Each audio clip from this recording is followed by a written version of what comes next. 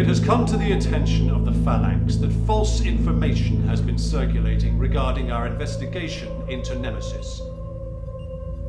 We would like to reassure the public by inviting you to view our latest discovery. Find out more about how we are creating a secure future for generations to come at our newly recommissioned Phalanx Research Facility, which will be officially reopened on the morning of the 27th of May. We look forward to it with great anticipation.